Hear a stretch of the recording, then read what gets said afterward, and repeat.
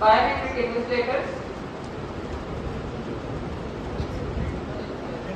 కూడా కోఆర్డినేట్ చేసుకోవడము, ఎగ్జామ్స్ స్మూత్గా కండక్ట్ చేయడము, ఈ బాధ్యత అంతా కూడా చీఫ్ సూపరింటెండెంట్ మీద ఉంటుంది.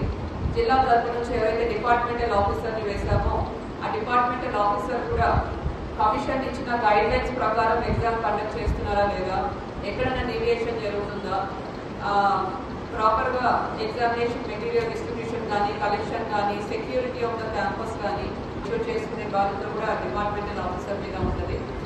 అండ్ రెవెన్యూ అథారిటీస్ మీద డెఫినెట్లీ ఎన్ని సెంటర్స్ మీరు ఫ్లయింగ్ స్క్వాడ్ ఉండొచ్చు, 2-3 సెంటర్స్కి, బట్ మీ మండల పరిధిలో ఉన్న అన్ని సెంటర్స్లో కూడా సెక్యూర్ అంతా కూడా మీరు జాగ్రత్తగా చూసుకోవాల్సి ఉంటుంది. సో దీంట్లో ముఖ్యంగా మనం ఇన్షూర్ చేసుకోవాల్సింది ఏమంటే టైమింగ్స్. మనకు 17th నాడు మార్నింగ్ 5 o'clock నుంచి 7 వరకు డిస్పాచ్ ఆఫ్ ద